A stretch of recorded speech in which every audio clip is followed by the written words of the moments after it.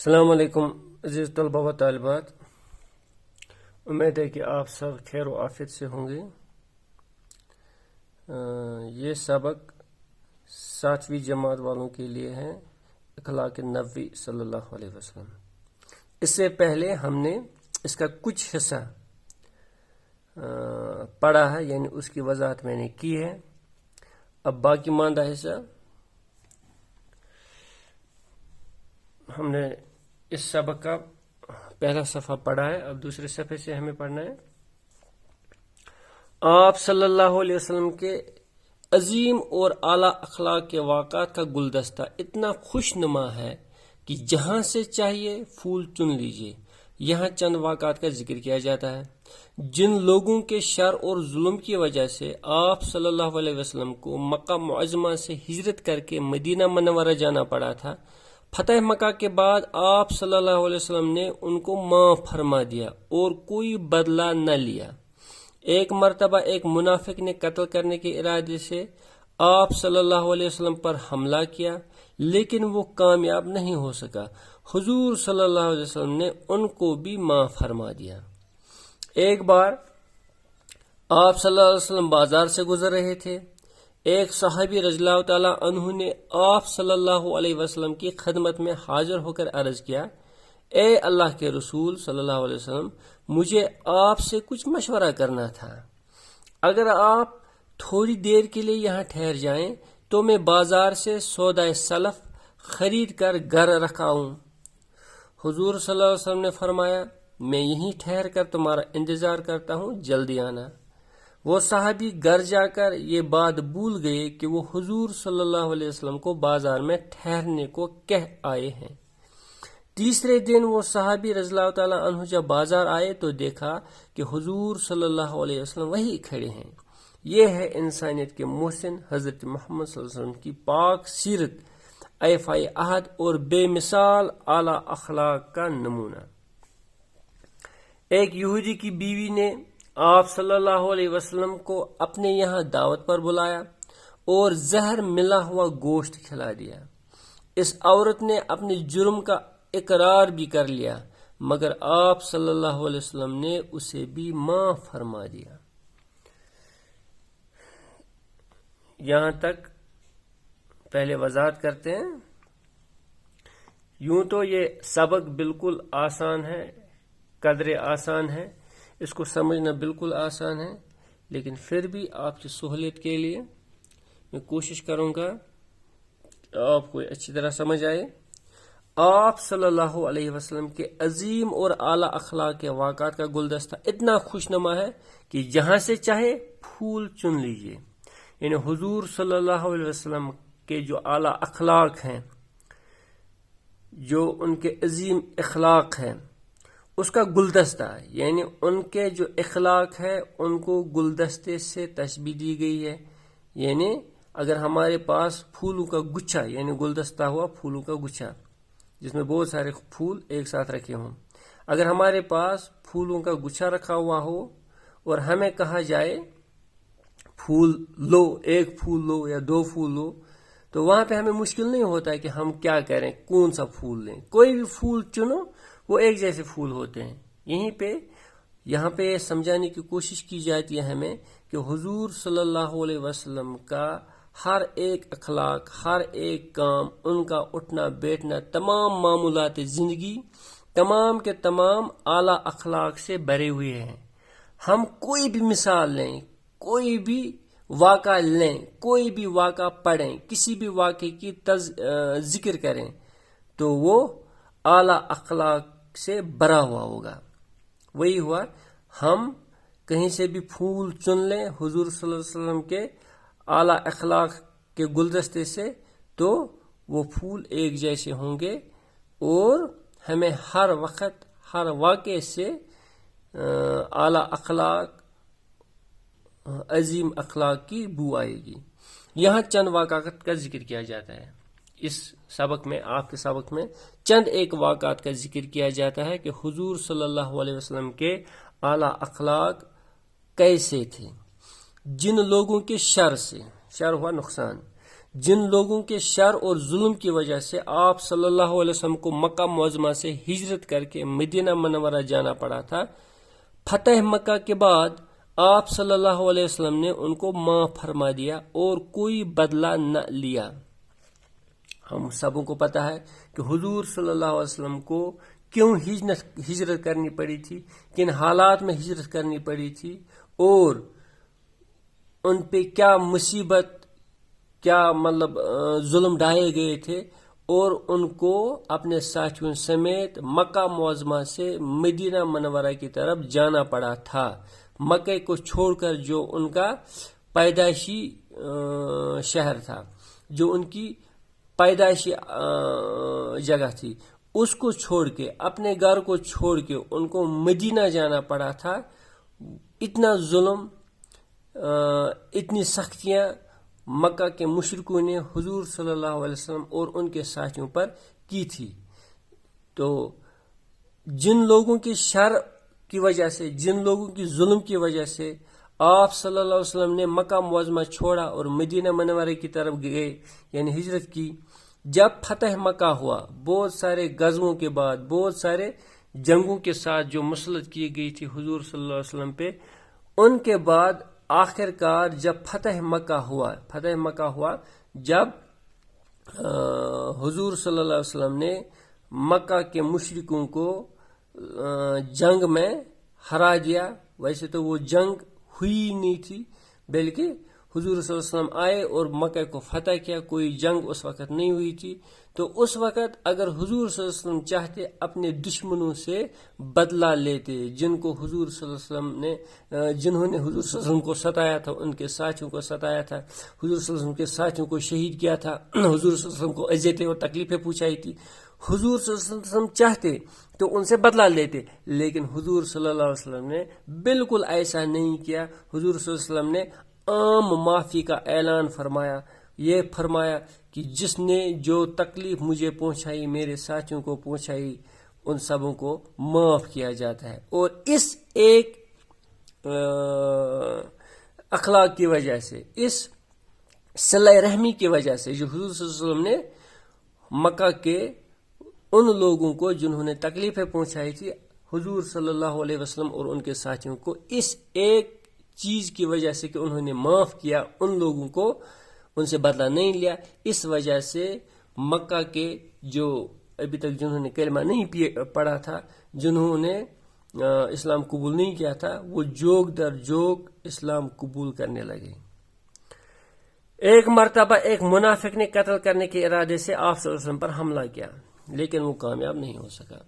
یہ واقعہ میں نے آپ کو لیسن کے پہلے ہی دن سمجھایا تھا کہ حضور صلی اللہ علیہ وسلم پہ ایک منافق نے قتل کے ارادے سے حملہ کیا، لیکن وہ کامیاب نہیں ہوا، کسی طریقے سے وہ کامیاب نہیں ہوا، اس کے ہاتھ سے تلوار گر گئی، وہ کامیاب نہیں ہوا، اور حضور صلی اللہ علیہ وسلم چاہتے اس سے بدلہ لیتے، اور جائز بھی تھا اس سے بدلہ لینا، کیونکہ وہ قتل کے ارادے سے حضور صلی اللہ علیہ وسلم کے پاس آیا تھا، لیکن حضور صلی اللہ علیہ وسلم نے اس کو بھی معاف کیا۔ یعنی جو آپ کو قتل کرنے کے لیے آتا ہے اس کو معاف کرنا، یہ بہت بڑی بات ہوتی ہے، کہنے سننے میں تو یہ عام سی بات لگتی ہے، لیکن جب ہم اس کو حقیقت میں اپنانے کی کوشش کرتے ہیں، یہ زبردست ایک معاملہ ہے، بہت بڑی بات ہے، یہ ہر ایک کے بس میں ایسا کرنا نہیں ہوتا ہے۔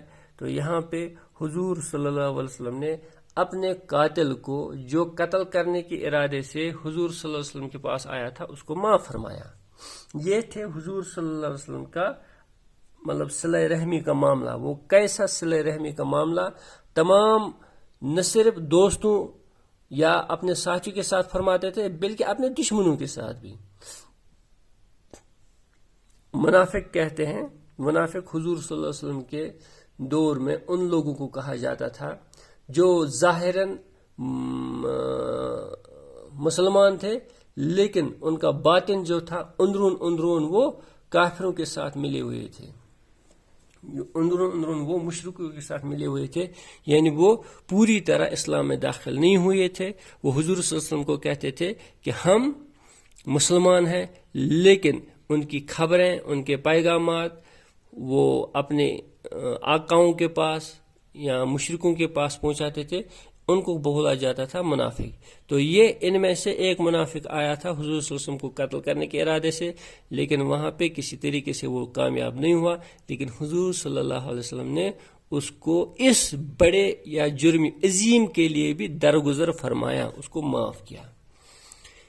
ایک بار حضور صلی اللہ علیہ وسلم بازار سے گزر رہے تھے تو ایک صحابی رضی اللہ تعالیٰ عنہ نے آپ کی خدمت میں حاضر ہو کر عرض کیا، اے اللہ کے رسول، مجھے آپ سے کچھ مشورہ کرنا تھا۔ یعنی حضور صلی اللہ علیہ وسلم بازار گئے تھے تو وہاں پہ ان کو ایک صحابی ملے، تو صحابی نے عرض کیا، حضور صلی اللہ علیہ وسلم مجھے کوئی مشورہ آپ سے کرنا تھا، لیکن گھر پہ اس کو کچھ سامان چھوڑنا تھا، اس لیے اس نے کیا کہا، اگر آپ تھوڑی دیر کے لیے یہاں ٹھہر جائیں تو میں بازار سے سودائے سلف خرید کر گھر رکھاؤں۔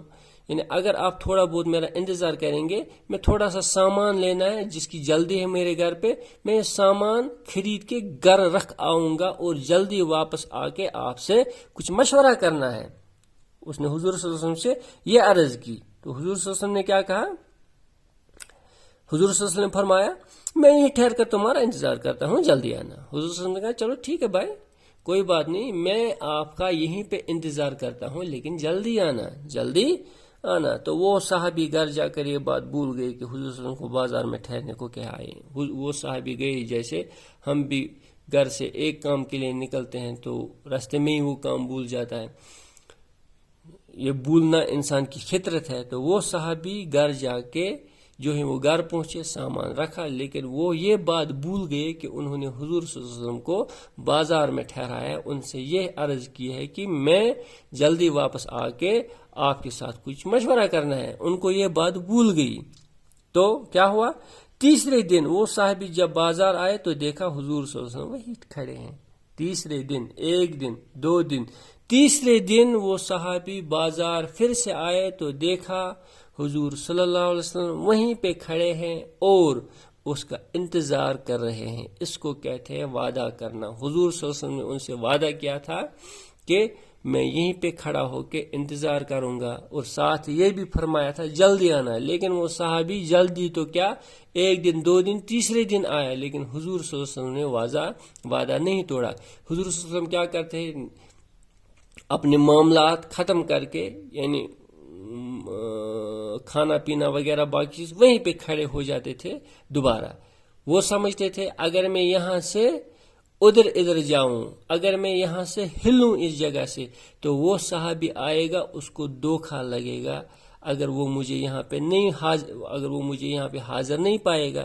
تو حضور صلی اللہ علیہ وسلم نے ہمیں یہاں پہ اس چیز کا درس دیا کہ ہمیں کبھی بھی کسی سے وعدہ خلافی نہیں کرنی چاہے کہ وہ معمولی ہی وعدہ کیوں نہ ہو، ہمیں کسی کو دھوکہ نہیں دینا چاہے وہ مطلب اس سے کوئی نقصان ہی پہنچے یا نہ پہنچے، لیکن کبھی بھی کسی کے ساتھ وعدہ خلافی نہیں کرنی چاہیے، اور کسی کو دیا ہوا مطلب وعدہ یا کسی سے کیا ہوا وعدہ ہمیں ہر آن پورا کرنا چاہیے، نہیں تو یہ ہمارے پاس تو معمولی بات ہے۔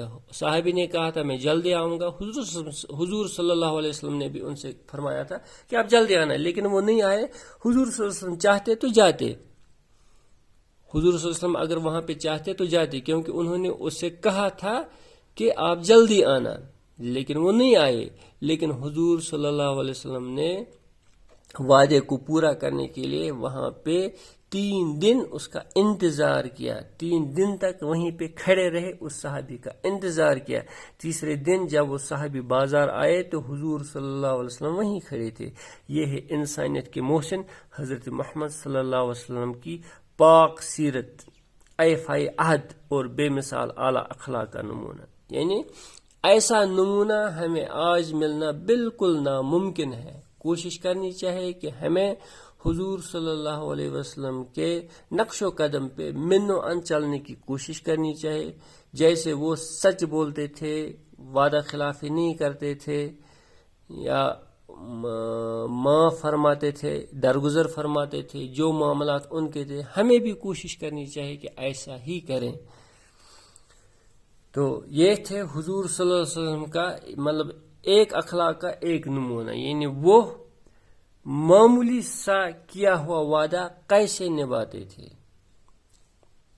ایک یہودی کی بیوی نے آپ صلی اللہ علیہ وسلم کو اپنے ہاں دعوت پر بلایا۔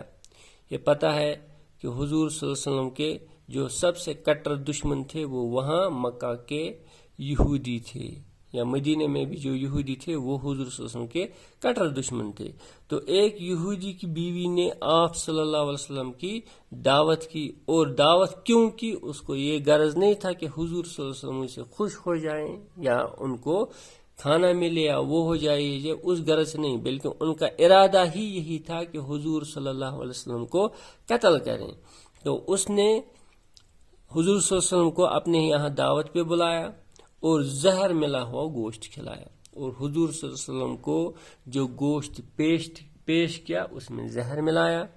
وہ تو حضور صلی اللہ علیہ وسلم کا معجزہ تھا کہ ان پہ زہر نے کوئی اثر نہیں کیا تھا۔ بہت سارے معجزات حضور صلی اللہ علیہ وسلم کے ایسے ہیں، ان میں سے ایک معجزہ یہ بھی تھا کہ حضور صلی اللہ علیہ وسلم نے وہ زہر ملایا ہوا گوشت کھایا، لیکن اللہ کی قدرت سے اس زہر نے کوئی کام نہیں کیا، اس زہر کا کوئی اثر نہیں ہوا، اور اس کے بعد وہ عورت اپنے اس جرم کا اقرار کرتی ہے کہ یا رسول اللہ، میں نے آپ کو زہر ملایا ہوا گوشت کھلایا، لیکن آپ سچے نبی ہے، پاک نبی ہے، آپ پہ اس زہر کا اثر نہیں ہوا، اور اپنی غلطی کا اقرار کیا، اپنے جرم کا اقرار کیا۔ لیکن حضور صلی اللہ علیہ وسلم نے اس کو وہیں پہ معاف فرمایا، جاؤ میری طرف سے معاف، کوئی بات نہیں۔ یہ کتنی بڑی بات ہوتی ہے کہ آپ کو کوئی قتل کرنے کے لیے آتا ہے اور اگر وہ ناکام ہوتا ہے تو آپ اس کو معاف فرماتے ہیں، یہ بہت بڑی بات ہوتی ہے۔ یا معمولی سی بات کے لیے آپ 3 دن ٹھہرتے ہیں بازار میں ایک ہی جگہ، یا منافق سے بدلہ لینے کے بجائے اس کو آزاد کرتے ہیں، چھوڑتے ہیں، کہتے ہیں جاؤ بھائی کوئی بات نہیں، آپ ناکام ہوئے میرے قتل کرنے میں تمہیں معاف کرتا ہوں۔ تو یہ تھے حضور صلی اللہ علیہ وسلم کے اعلیٰ اخلاق۔ تو ہم بھی کوشش کریں کہ ہم بھی حضور صلی اللہ علیہ وسلم کے جو نقش قدم ہے، ان کا جو طور طریقہ رہا ہے، ان کا جو رہن سہن ہے، ان کا نقل کریں اور ان کو اپنی زندگی میں اپنانے کی کوشش کریں۔ تو ایک مرتبہ ایک بدوی قرض خواہ اپنے قرض کا تقاضا کرنے آیا۔ اس نے بڑی سختی سے اور غصے سے تقاضا کیا۔ آپ صلی اللہ علیہ وسلم نے اس بدو سے کہا کہ کیا تم دیکھتے نہیں کہ تم کس شخصیت سے بات کر رہے ہو؟ وہ کہنے لگا میں تو اپنا قرض طلب کر رہا ہوں۔ حضور صلی اللہ علیہ وسلم نے اپنے ساتھیوں سے فرمایا اس کی حمایت کرنی چاہیے کیونکہ یہ اس کا حق ہے۔ پھر اس کا حصہ بے باک کرنے کا حکم دیا اور اس کے حق میں سے کچھ زیادہ اسے دلوا دیا۔ تو حضور صلی اللہ علیہ وسلم نے کسی چیز کے لیے ایک بدوی سے، بدوی وہ عرب میں، پورا عرب ان دنوں اس طرح نہیں ہے جس طرح آج ہمیں دکھتا ہے کہ ہر جگہ شہری شہر۔ عرب میں بہت سارے قبیلے خانہ بدوش تھے، یا خانہ بدوشوں کی آبادی بہت ساری تھی۔ خانہ بدوش ان لوگوں کو کہا جاتا ہے جو ایک جگہ سے دوسری جگہ اپنا پورا سامان اٹھا کے رہتے ہیں، یعنی 2-3 مہینے ایک جگہ، 2-3 مہینے دوسری جگہ، اپنا پورا سامان، ان کے پاس گھر بار وغیرہ کچھ نہیں ہوتا ہے، ہاں مال جائیداد ہوتی ہے، مال جائیداد ہوتا ہے، تو ان کو بولتے تھے بدوی۔ تو ایک بدوی سے حضور صلی اللہ علیہ وسلم نے قرض لیا تھا، تو اس قرض دینے کی جو مدت ہو گئی تو وہ بدوی، بلکہ کچھ روایت میں یہ کہا جاتا ہے کہ ابھی وہ مدت بھی پوری نہیں ہوئی تھی، یعنی سپوز اس کو فلانی ڈیٹ پہ قرض لینا تھا، وہ اس ڈیٹ سے پہلے ہی آ گیا، تو اسی وجہ سے حضور صلی اللہ علیہ وسلم نے وہ پہلے سے ہی وہ قرض ادا نہیں کیا تھا، نہیں تو حضور صلی اللہ علیہ وسلم وعدے کے پکے تھے، جو وعدہ کرتے تھے وہ ایک دم نبھاتے تھے اپنے وقت پہ۔ تو ایک مرتبہ کوئی بدوی قرض خواہ یعنی جس نے حضور صلی اللہ علیہ وسلم کو قرض دے رکھا تھا، وہ اپنے قرض کا تقاضا کرنے آیا، یعنی اپنا قرض لینے آیا، اپنا ادھار دیا ہوا پیسہ لینے آیا، تو اس نے بڑی سختی سے، طریقہ تو یہ تھا کہ اس کو بالکل ادب و احترام سے حضور صلی اللہ علیہ وسلم سے قرض کا تقاضا کرنا تھا، لیکن اس نے بڑی سختی سے اور غصے سے قرض کا تقاضا کیا، یعنی اس نے بہت بڑی بے ادبی کی وہاں پہ حضور صلی اللہ علیہ وسلم سے اور اپنے قرض کا تقاضا کیا، حالانکہ اس کو ایسا نہیں کرنا تھا، ضرورت ہی نہیں تھی ایسا کرنے کی۔ تو آپ صلی اللہ علیہ وسلم کے جو صحابہ وہاں پہ بیٹھے تھے، تو انہوں نے اس بدو سے کہا، یعنی اس شخص سے کہا، اس خانہ بدوش انسان سے کہا، اس قرض لینے والے سے کہا، کیا کہا؟ قرض واپس لینے والے سے کہا، کیا کہا؟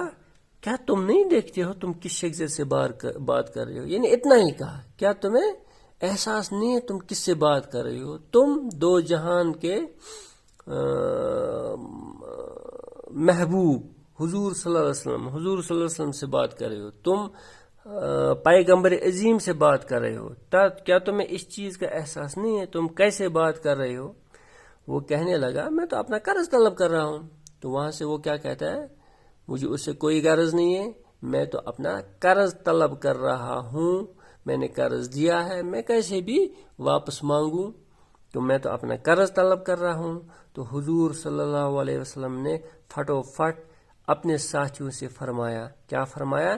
اس کی حمایت کرنی چاہیے، تم اس کو کیوں ڈانٹتے ہو؟ تم اس کو یہ کیوں کہتے ہو کہ تمہیں کیا بات کرنے کی تمیز نہیں ہے؟ تم کس شخص سے بات کر رہے ہو؟ تم اس کو یہ کیوں سمجھاتے ہو؟ بلکہ تمہیں اسی کی حمایت کرنی چاہیے، کیونکہ اپنا قرض لینے آیا ہے، تمہیں اسی کا پارٹ کرنا چاہیے، تمہیں اسی کی طرفداری کرنی چاہیے، یہ اس کا حق ہے، یہ اس کا حق ہے کہ وہ اپنا قرض واپس لے۔ پھر اس کا حساب بے باک کرنے کا حکم دیا، پھر فرمایا اپنے صحابہ سے کہ اس کا حساب بے باک کرو، یعنی جتنا قرض اس کا میں نے لیا ہے یا جتنا مجھے اس کو واپس دینا ہے وہ اتنا اس کو دو، اور اس کے حق سے کچھ زیادہ اسے دلوا دیا، بلکہ اتنا ہی نہیں کہ اس کو جتنا بنتا تھا اتنا دلوایا، بلکہ اس کے حق سے زیادہ دلوایا۔ فرض کرو اس کو 100 روپے لینے تھے، اس کو 110 دلوائے، 120 دلوائے۔ یہ اس بات کے لیے کیونکہ ان صحابہ نے حضور صلی اللہ علیہ وسلم کے جو صحابہ تھے وہاں پہ موجود تھے، انہوں نے حضور صلی اللہ علیہ وسلم کی شان میں گستاخی برداشت نہیں کی جو اس بدو نے کی، اور اس بدو کو انہوں نے ڈانٹا تھا۔ اس ڈانٹ کے بدلے حضور صلی اللہ علیہ وسلم نے اس بدو کو کچھ پیسے یا جو بھی قرض تھا علاوہ دلوایا، زیادہ دلوایا۔ کسی کو یہ کنفیوژن نہیں ہونا چاہیے کہ حضور صلی اللہ علیہ وسلم نے اس کو شاید سود دیا وہاں پہ، نہیں، بالکل نہیں۔ حضور صلی اللہ علیہ وسلم نے اس کو علاوہ پیسے یا اضافی پیسے اسی لیے دلوائے کیونکہ حضور صلی اللہ علیہ وسلم کے اصحاب نے اس بدو کو اس موقع پہ ڈانٹا تھا، اس ڈانٹ کے بدلے اس کو زیادہ پیسے دلوائے۔ یہ تھے حضور صلی اللہ علیہ وسلم کے اعلیٰ اخلاق، اعلیٰ کردار۔ ہمیں بھی چاہے کہ حضور صلی اللہ علیہ وسلم کے اعلیٰ اخلاق اور اعلیٰ کردار کی ہم نقل کریں اور منوعاً ان کو اپنی زندگی میں اپنائیں۔ تو آج کے لیے اتنا ہی، اس کے بعد اس کا ایک کلاس رہتا ہے اور اس کے بعد سوالات و جوابات ہم انشاءاللہ کریں گے۔ آپ یہ ویڈیوز بار بار دیکھیے گا تاکہ آپ کو سمجھ میں آئے، اور اگر آپ کو کوئی سوال ہوتا ہے تو آپ میرے فون پہ کبھی بھی فون کر سکتے ہیں۔ آج کے لیے اتنا ہی، اللہ حافظ۔